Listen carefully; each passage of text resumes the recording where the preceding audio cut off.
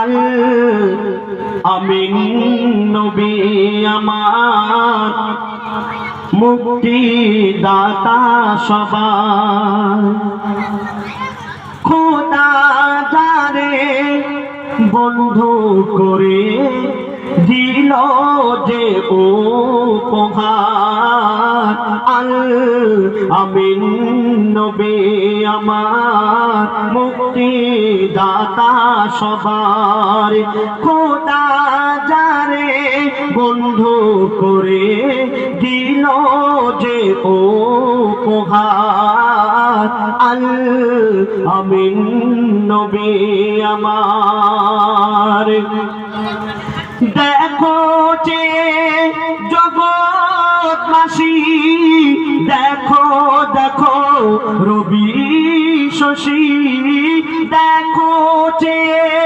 জগৎবাসী দেখো দেখো রবি শশী দয়া মায়ার সাগর লো সবার মুখে ফোটায় হাসি এলো নেমে ফারেস্তারা দেখে হলো আত্মহারা হয়নি এমন হবে না আর মোহাম্মদ নাম জাহান আল আমিন নবী আমার মুক্তি দাতা সবার এক হরিণের ঘটনা আপনাদের সামনে আমি তুলে ধরবো। আমার দায় রাসূল একদিন বনের রাস্তা দিয়ে তিনি যাচ্ছেন, এক হরিণী আমার দায় রাসূলকে দেখা পেল, চিনতে পারলো। আমার দায় রাসূলকে ডাকছে, ইয়া রাসূলুল্লাহ, ইয়া হাবিবাল্লাহ, তুমি তো দয়ার নবী, তুমি তো মায়ার নবী। আমার ছোট ছোট বাচ্চা আছে, তারা বিনা দুধ পান করায়, তারা বিনা দুধ খাওয়ায়, তারা জঙ্গলে পড়ে রয়েছে। যদি একটু আমাকে ছেড়ে দিতেন তাহলে আমার বাচ্চাগুলোকে দুধ পান করিয়ে আবার আমি এই জায়গায় ফিরে আসতাম। আমার দয়া রাসূল এই শোনার পর কি করছে শুনুন। পথের ধারে বাঁধা ছিল অবলা এক বনের হরিণ, যে পথ দিয়ে যেতেছিলেন আমার প্রিয় নবী করে। পথের ধারে বাঁধা ছিল অবলা এক বনের হরিণ, সে পথ দিয়ে যেতেছিলেন আমার প্রিয় নবী করে। ডেকে বলে নবীজিকে ছেড়ে দাও গো আজ আমাকে, কচি কচি বাচ্চা আমার প্যাসে যে আছে বেকারার আল আমিন নবী আমার মুক্তি দাতা সবার। এই কথা শোনার পর আমার দয়া রাসূল সেই হরিণীকে ছেড়ে দিলেন। তারপরে সেই হরিণের শিকারী যিনি শিকার করেছিলেন তিনি পৌঁছে গেলেন, আর আমার দয়া রাসূলকে বলছে, কে তুমি? আমার বিনা পারমিশনে আমার হরিণটাকে তুমি ছেড়ে দিলে। আমার দয়া রাসূল বললেন, ভাই, যতক্ষণ না ওই হরিণ এখানে ফিরে আসে ততক্ষণ তুমি আমাকে বেঁধে রাখো, হরিণ আসলে তারপরে তুমি আমাকে ছাড়বে। কেন? ওই হরিণ তার বাচ্চাগুলোকে দুধ পান করানোর জন্য গিয়েছে, আবার ফিরে আসবে। সেই শিকারী বলছে, তুমি কি পাগল?